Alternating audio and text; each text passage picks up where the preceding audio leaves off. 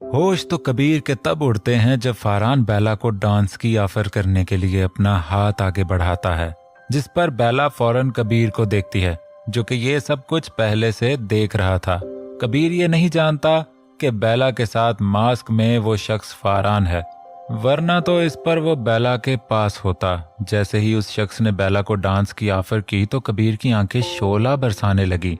उसने जूली की कमर को जोर से दबोच लिया, जैसे ऐसा करके उसका गुस्सा कम हो जाएगा।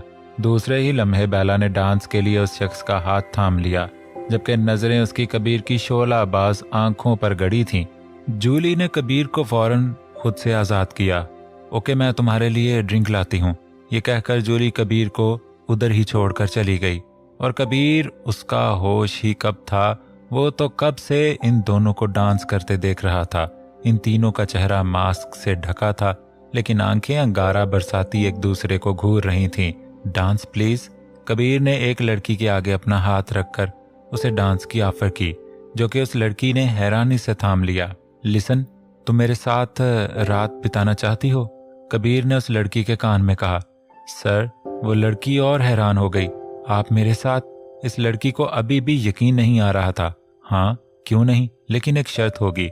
कबीर अब उसे हाथ में हाथ डालकर उसे घुमाकर कहता है। ओके, कौन सी शर्त? उस लड़की ने कबीर के कंधे पर अपना एक हाथ रखकर और दूसरा हाथ उसके हाथ में थाम कर कहा, वो देखो, एक लड़की उसके साथ डांस कर रही। तुमने बस उसे ड्रिंक देनी है और उसे कोल्ड ड्रिंक लगे, उसे पता न चले, और पी ले। ओके? कबीर उसको बेला की तरफ इशारा करते हुए कहता है। बेला फारान के साथ डांस करती है, फारान उसे घुमाता है और बेला घूमकर अगले पार्टनर के साथ डांस करने के लिए बढ़ती है। पार्टनर एक्सचेंज होने की वजह से वो लड़की फारान के साथ और बेला कबीर के साथ डांस करने लगती है। जैसे ही कबीर बेला की कमर को थामता है तो उसे अपने जिस्म पर सनसनी सी महसूस होती है और अपनी आंखों में कबीर की तपती निगाहों की चिंगारी महसूस होती है।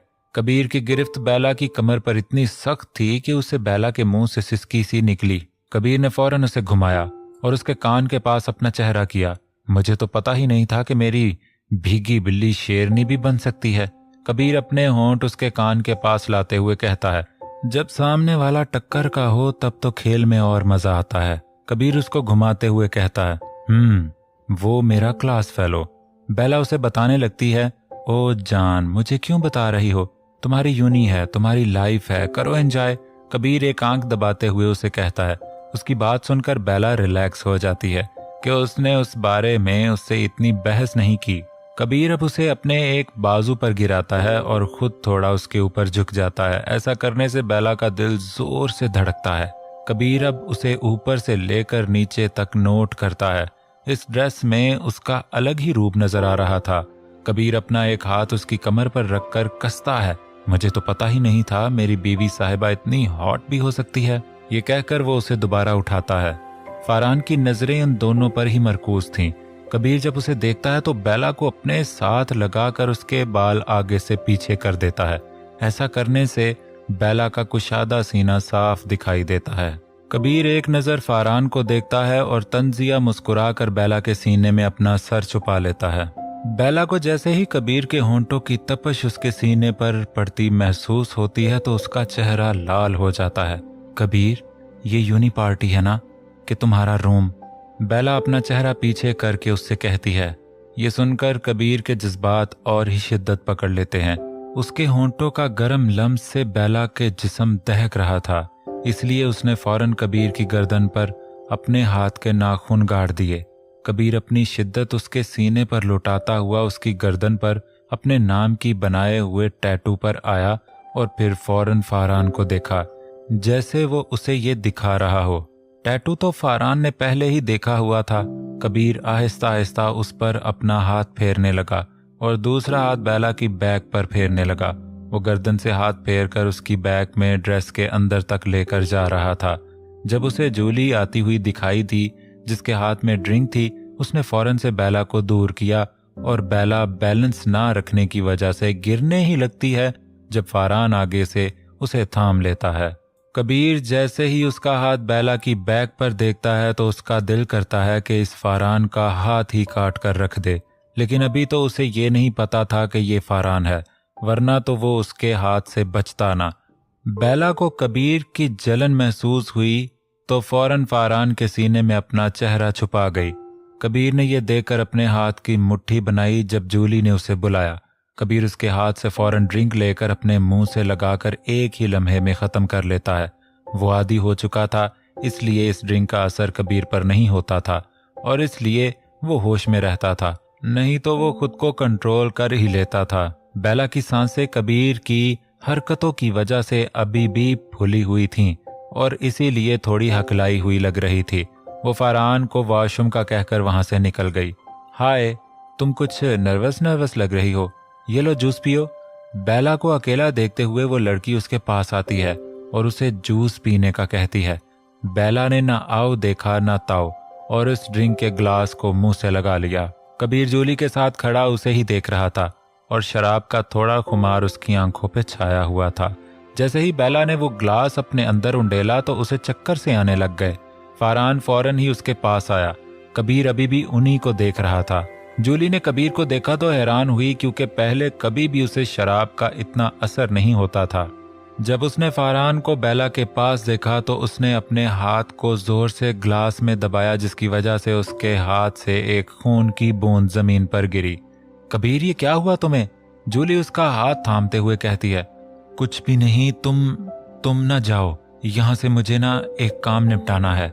सर से ना एक काम था, सो तुम यूं करो, खुद ही आज घर चली जाओ, मैं सीधा अपने घर जाऊं। कबीर खून की बूंद को अपने मुंह से चूसते हुए जूली को कहता है। लेकिन कबीर, तुम मुझे होश में नहीं लग रहे, मैं ऐसी हालत में तुम्हें अकेला नहीं छोड़। जूली अभी इतना ही कहती है जब कबीर उसकी बात काट देता है। जूली प्लीज, मैं खुद को कंट्रोल करना जानता हूं, तुम चली जाओ। वो अपनी आंखों को दूर इन दोनों पर मरकूज करते हुए जूली से कहता है। बेला हंस हंस कर फारान से बातें कर रही होती है। कबीर को अंदाजा हो जाता है कि इस पर ड्रिंक का बहुत बुरा असर हुआ है। जूली के जाने के फौरन बाद कबीर अब इन दोनों की तरफ जाता है। हा, तुम बहुत अच्छे हो, मुझे ले जाओगे ना यहाँ से? यस, मैं चली जाऊंगी। बेला अभी भी एक ही बात फारान से कह रही होती है। Excuse me. फारान की पीठ उसके पीछे होती है, इसलिए वो उसके कंधे को थपथपाता है। कबीर के ऐसा करने से फारान उसे देखता है। फारान जैसे ही पीछे मुड़ता है तो कबीर को देखकर शॉक हो जाता है, लेकिन कुछ बोलता नहीं है। मिस्टर, ये मेरी बीवी है, इसने गलती से पी ली है, इसलिए ऐसी हरकतें कर रही है। कबीर फारान को कहते हुए बेला के बाजू को थामता है। कबीर के इस तरह रिएक्ट करने पर फारान को समझ आती है कि वो उसे पहचानता नहीं है, इसलिए फौरन ही वहां से चला जाता है। मैं उड्डी। बेला अब अपना मास्क उतार देती है और आंखें बंद करके मुंह में जो आया बोल रही होती है।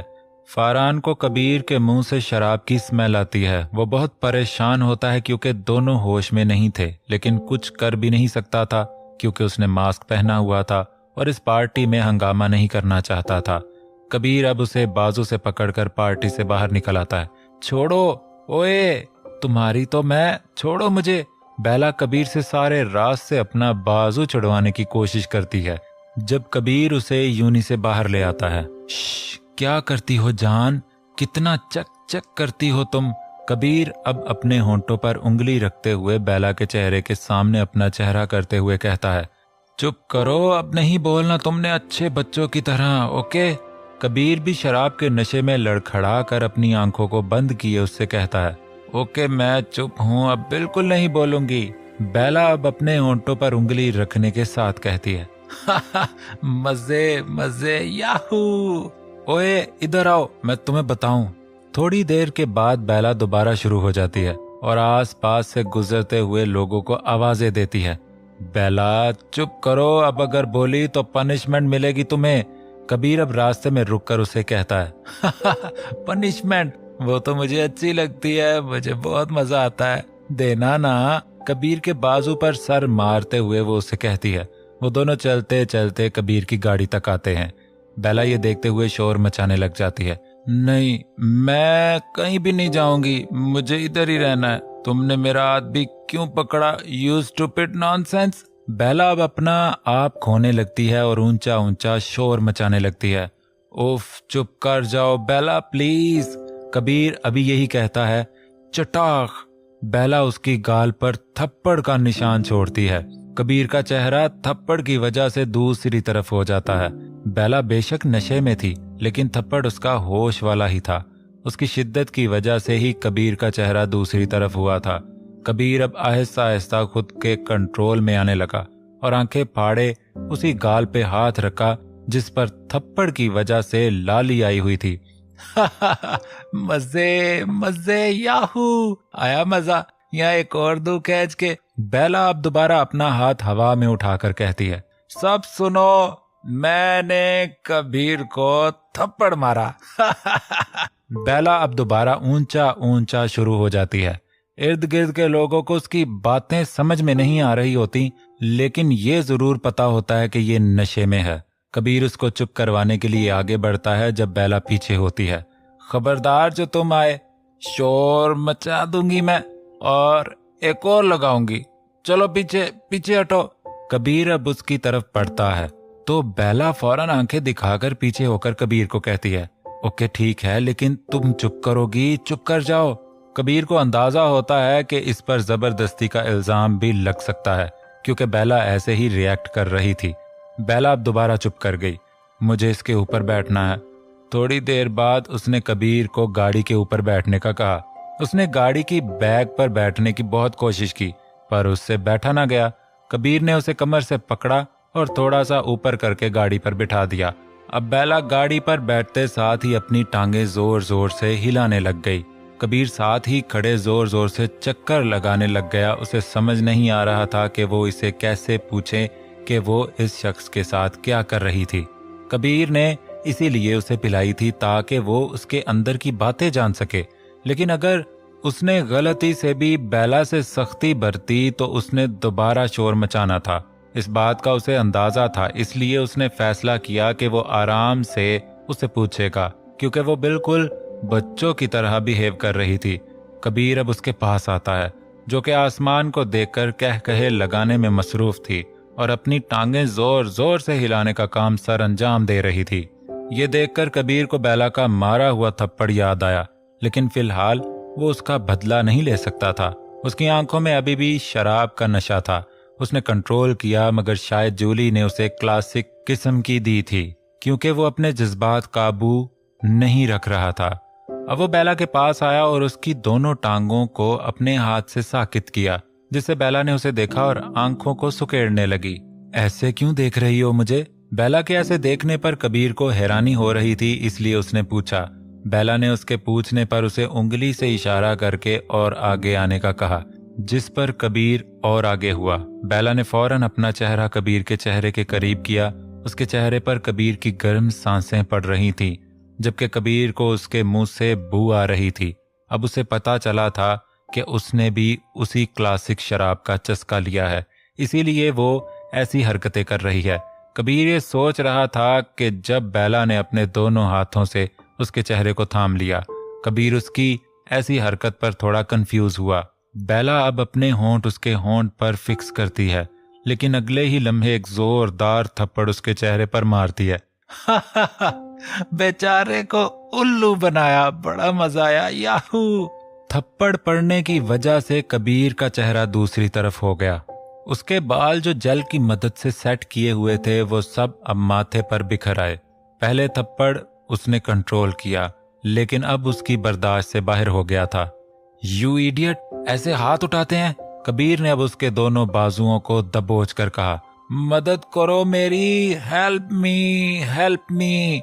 बेला अब ऊंचा ऊंचा चिल्लाने लगी। कबीर ने फौरन उसके मुंह पर अपना वजनी हाथ दिया। उसे यहाँ रहना खतरे से कम नहीं लग रहा था, इसलिए उसने फौरन ही बेला को उठाकर गाड़ी में बिठाया। छोड़ो मुझे, नहीं तो एक और दूंगी तुम्हें, कमीने। बेला कबीर की बाजू पर अपने नाखून रगड़ते हुए कहती है। ऐसा करने से कबीर की बाजू पर खराश सी हो गई। चुप करके बैठो, चुप, एकदम चुप, नहीं तो बहुत बुरा होगा। नहीं तो वो देख रही हो पुलिस, उसको दे दूंगा तुम्हें, फिर वो तुम्हें भी खूब थप्पड़ मारेगी। कबीर अब दूर पुलिस की गाड़ी देखकर उसे कहता है। बेला जैसे ही पुलिस की गाड़ी देखती है, उसकी आंख में एक शरारत की झलक नजर आती है। जैसे ही कबीर की गाड़ी पुलिस की गाड़ी के पास आती है तो बेला ने एक झटके से अपनी साइड का डोर खोल दिया। कबीर उसे पकड़े उससे पहले ही वो बाहर निकल गई।